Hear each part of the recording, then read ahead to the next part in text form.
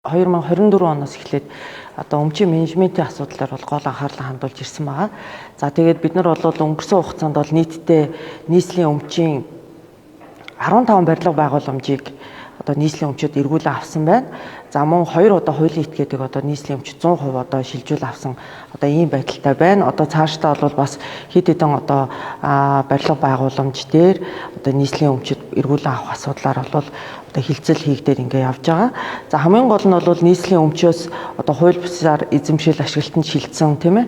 За одоо мөн өмчлөлт шилжсэн ийм асуудлууд дээр бол гол анхаарлаа хандуулж ингэж ажиллаж байгаа. Тэгээ бидний ажлын үр дүн бол нийтдээ одоо өнгөрсөн онд бол нэг 6 тэрбум орчим төгрөгийн 15 барилга байшин болвол манай одоо нийслэлийн өмчөд одоо бүрэн буцаж ирсэн ийм байдалтай байна. 16 онд бол одоо энэ ажил маань үргэлжлээд явагдана. За одоо нийслэлийн өмчийн одоо менежментийг улам сайжруулах асуудлуудыг бол одоо үргэлжлүүлэн хийн. За мөн одоо нийслэлийн өмчийн одоо ашиглалт хамгаалтыг бол сайжруулахад гол анхаарлаа хандуулж ажиллахаар төлөвлөж байна. За мөн 26 онд дараагийн бидний хийх зүйл бол улсын хэмжээний одоо өмчийн өмч хөрөнгийн одоо тооллого улсын үзлэг бол явагдаж байгаа.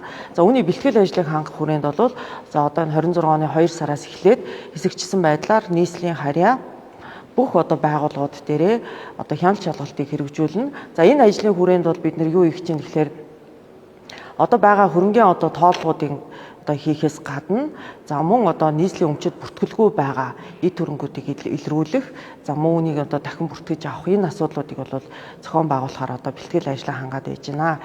За ер нь бол манай нийслэлийн өмчийн харилцааны газар бол 2-оос 2.6 тэрбум төгрөгийн орлого жил төвлөрүүлдэг ийм байгууллага байсан.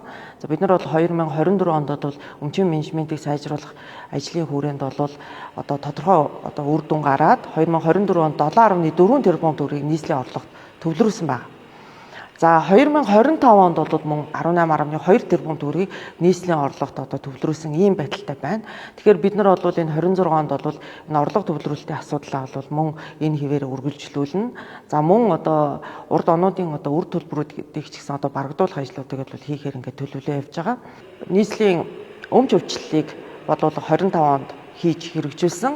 За нийтдээ бол нийслэлийн өмч өвчлөлийн 19 барилга байгууламж хуулийн этгээд бол байгаа.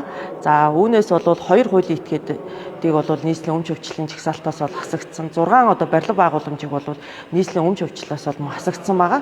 За учир нь ямар одоо шалтгаанаар одоо хасагдсан бэ гэхээр тэр 6 барилга байгууламжийг бол нийтийн эзэмшлийн талбай болгох иргэдийн одоо таатай одоо оршин суух тийм нөхцөлийг бүрдүүлэх зорилгоор хувьчлалын жагсаалтаас бол хасаж шийдвэрлүүлсэн байгаа. За одоогоор бол нийслэлийн өмч өвчлөлийн жагсаалтанд бол 8 барилга байгууламж байна. За эдгээр барилга байгууламжийг бол одоо бидний зүгээс одоо нийт иргэд хуулийн этгээдүүдтэй нээлттэй дуудлага худалдаагаар төлөвлөд явж байна. Тэгээ энэ дуудлага худалдаа бол олон нийтэд нээлттэй шилийн хэлбэрээр явагдаж байгаа гэдгийг бол бас хэлхэн зүйтэй. За 2025 онд бол 3 барилга байгууламжийг бол нээлттэй дуудлага худалдаагаар худалдаж нийслэлийн төсөвт бол 3.9 тэрбум төгрөг одоо төвлөрүүлсэн байна. За энэ бол одоо нэгдүгüрт бол Сэлб Ж блокийн байр. За нөгөө мөн одоо циркийн одоо баруун талд байрлах 2 орон сууцны барилга байгаа. За мөн шууд ингээ 24-р салбарын байруудыг бол нээлттэй дуудлага худалдаагаар худалдсан ийм одоо байдалтай байна.